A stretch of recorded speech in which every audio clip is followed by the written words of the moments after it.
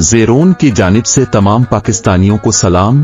अज़फर जाफरी का नाम उमर ओ अय्यार फिल्म के हवाले से आज पहली बार सुना और जब जुस्तजू की तो इस नौजवान की तारीफ के लिए बेसाख्ता दिल से दुआ निकली कि पंजतन पाक ऐसे मेहनती और तख्लीकी जहन के मालिक पाकिस्तानी जवानों को मजीद इज्जत व वक़ार और सेहत व सलामती अता फरमाए, आमीन।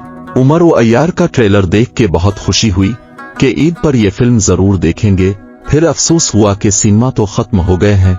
मैं बेशक आज के सिनेमा का टिकट लेने का अहल हूँ, लेकिन मेरे गरीब पाकिस्तानी भाई इस अच्छी और पूरी फैमिली के साथ देखने जैसी फिल्म देखने की सिर्फ आरजू ही कर सकते हैं, और ये वो फिल्म होगी जो पूरी आवाम और फैमिलीज के लिए पसंदीदगी का बाइस बनेगी। मैं बचपन से आज तक रोजाना एक फिल्म जरूर देखता हूँ, मगर 1990 के बाद पाकिस्तानी फिल्म देखना ही छोड़ दी।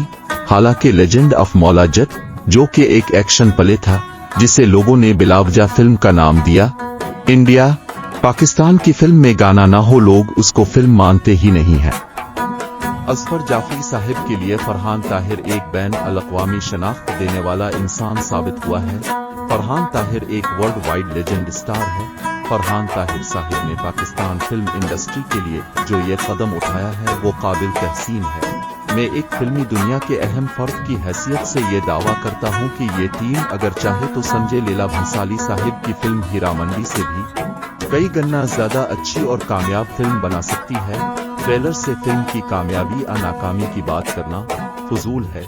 फिल्म रिलीज के बाद फैसला अवाम के हाथ में होगा, क्योंकि माजी में बहुत सी ऐसी फिल्में हैं जिनके ट्रेलर कमाल और फिल्में फलाप साबित हो चुकी हैं।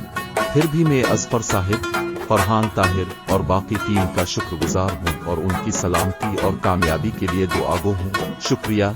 ज़ेरोन के साथ रहें और खुश रहें।